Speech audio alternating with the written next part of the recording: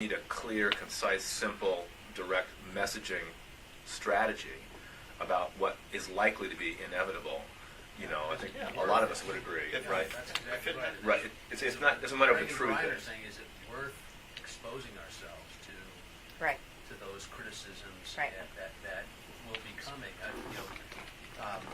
Making a buck off of the homeless. Right. And That's a headline. Right. We're using our donors' dollars to enrich certain board members here can be spun up by people of bad faith into a very, very negative I get it. headline. So we just need to be careful about it. What is the benefit of being in this role for these two properties? Because if we didn't have directors who... 82nd Street has one director. Right. 82nd Street only has one. So I think Colden is its own animal. Right, but let's see what Well, he has to say. they're different, but those are matters of degree. They both Right. have the same problem, and we're dealing with people of bad faith who are going to attack us, and they're going to exaggerate it and make it as bad as possible. Right. It could be made into a very bad-looking story. Is it worth it? That's the only real question. Right. Whenever I talk to people about Flyway, I say that the great thing about it is there's no taxpayer dollars being used to fund the other than the supportive services, so which everybody voted for. So the actual construction and all of the property is all done by private funds, wherever it comes from. What difference does it make? Well, We were saving the taxpayers all that we're not all that money in We're not our investing. plan But here. I want to say I want to know the journalist who's going to write that story. So he's going to say, or she's going to say, shame on the people concerned and Flyaway Homes for building affordable housing at a quarter of the price at their less own than money. the Shame time with a private investment. Shame on them for doing it. Who's going to write that article? Well, so who's gonna also write the article about what a horrible person John Masseri is, and he should be taken down, and the people Exactly. concerned should be It's been taken written. down. Oh, I think The I've read that reality article. doesn't matter. Right. So Right, but they're going to write that article whether we want So look, I think I'm sorry. I don't Taking know. a I turn, think it's a but stupid I article. think some of the ideas for me, just for me, some of the ideas we I think a talked great about, film, though, right? capping Great film. the number of people, capping the percentage that can be owned by board members, having putting the kibosh on us doing it again, and having the story be we did it the first time to get it off the ground. I think those would all really help. Beth, do you have any thoughts? Beth's just busy writing the article. No, I was actually sending a text to my kid telling her I can't talk now. Beth, have you ever I hit the defended? buzzing 3 times, and I'm like, all right. Have you ever been called on to defend this type of situation, or similar, or not even Well, that similar? it's yes and no, because the weird twist is it's not a legal conundrum. It's a political conundrum. Right. There's no lawsuit, or if they try to file a lawsuit, then yes, we would get involved. But they're not going to. They're not going to have legs to stand on. That doesn't stop a frivolous lawsuit. Nobody in this room is immune to knowing that. Do you have a question? And then I do. Go first.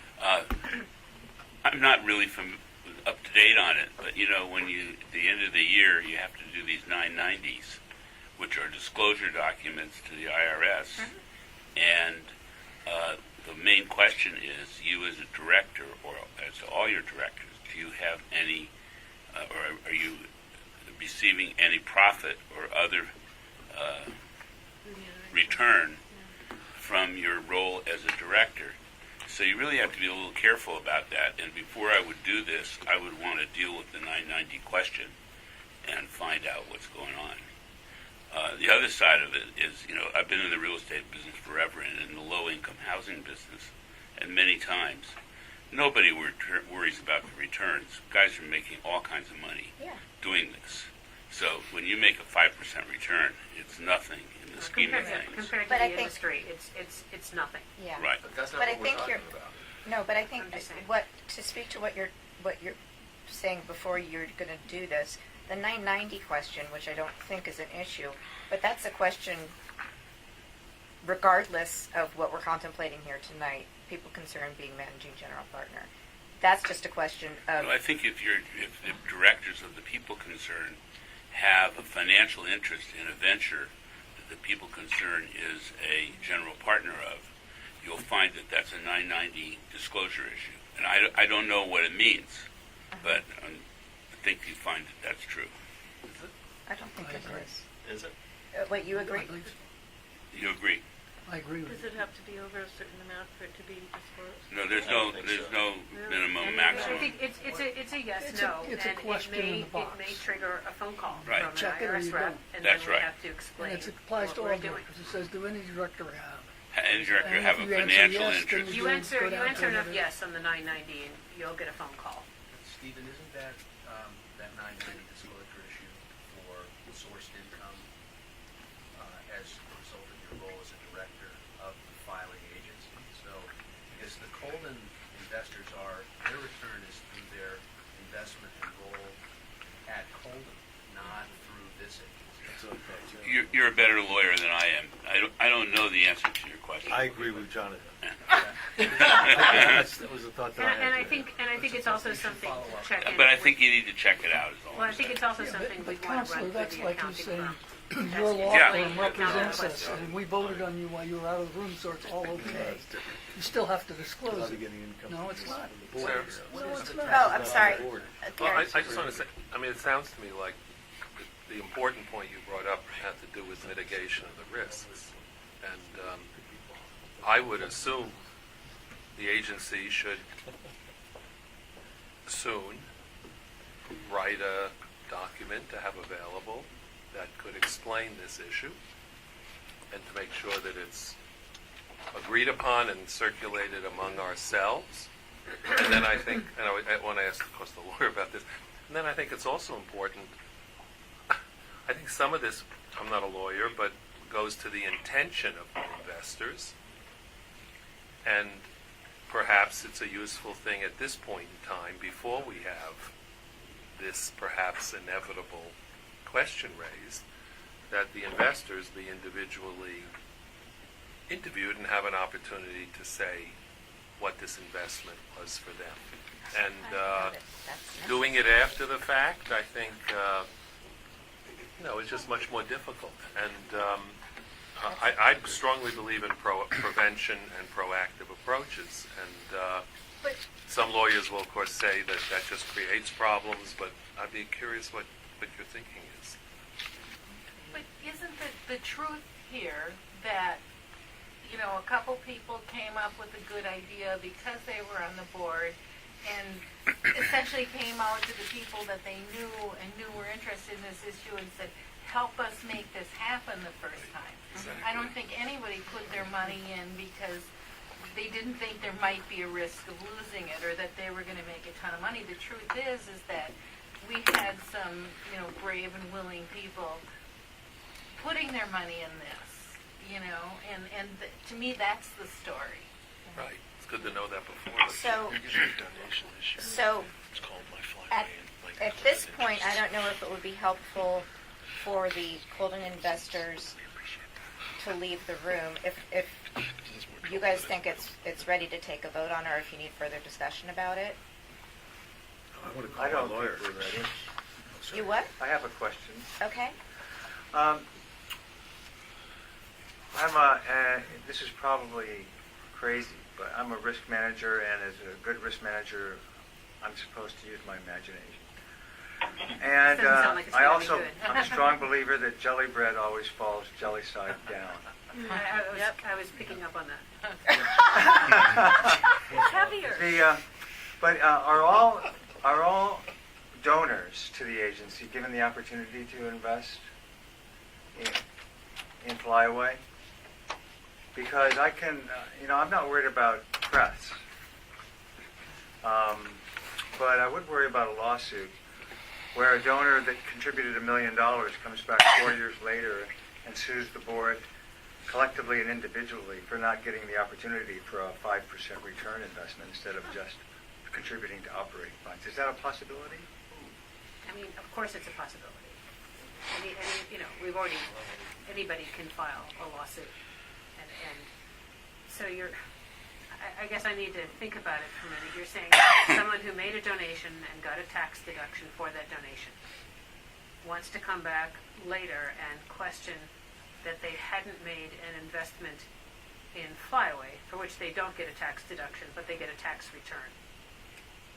I don't think we know. I don't think it's, I think that's apples and Well, oranges. before we get into that, are donors given Yes. an opportunity?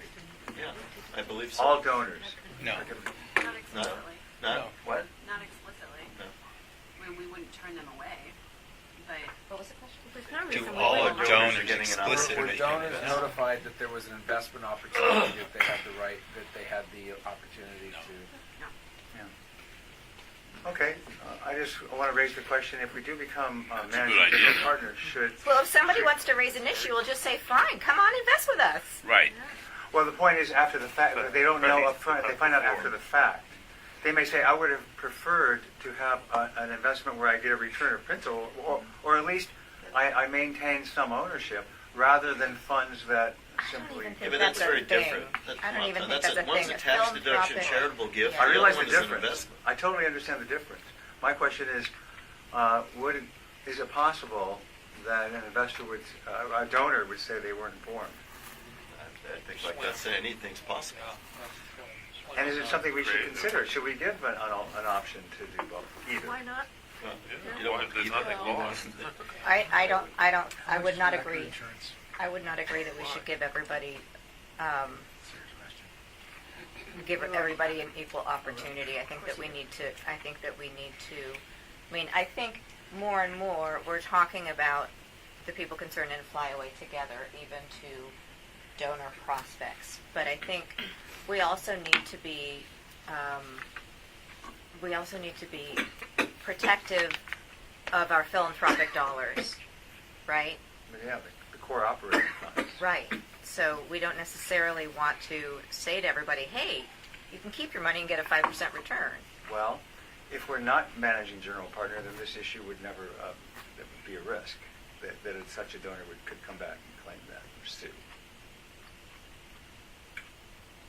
Well, I'm just trying to parse out all the possibilities. I don't see that as a big risk. All So right. Sarah, you mentioned earlier that the properties themselves will become tax exempt and have tax exempt status. Wait, say that again? She said what? That eventually Colden and the second one would become tax exempt. No, what we're talking about is Flyaway as the developer becoming tax exempt, not the LLCs. Not the themselves. individual LLCs. No. So the individual LLCs will not be tax exempt entities. No, and actually they're going to be transferred into LPs, so Okay. they'll become LPs. So there's no opportunity then for those properties to be able to claim this tax exempt status individually so that they don't have to pay the real estate taxes. The only avenue to do that is to have the nonprofit being the general. I believe that's true, right? There's another way, but it still requires there being a tax exempt underlying owner of the LLC. So there's no way to get the exemption for Flyaway and the individual properties without people concerned doing Without this? the involvement of a tax exempt corporation.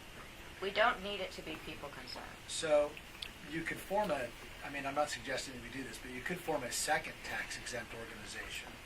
We talked about that a little bit earlier. And we probably will be going for a tax exempt status for Flyaway homes.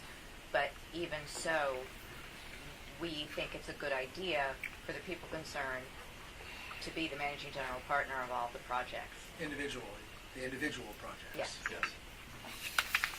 So Now, you the talk board about may decide otherwise, and that's why we're talking about this. But last week, the board voted that the people concerned can be and will be the managing general partner for our projects going forward. So that decision's already locked and loaded. Now we're just talking about Colden and 82nd Street. So why would these two be any different? If we've decided until the end of time we're going to do this, why would these two be any more risky than what we voted on last time? It's Well, I unlike think- projects going forward. I- These two have people concerned board members who are in a position to realize returns, and that position will be enhanced by this organization becoming the managing general partner just in those two properties. But the next ones will probably have board members investing too. They may or they Well, may we not. May or may It not. depends Okay. on what we decide. So that's the sticking point on the first two, is that we're already Yes. playing Well, catch that up. and the Yeah, issue that But Tom- again, I realize it doesn't address the optical question, but the board members invested, especially in 82nd Street, on no,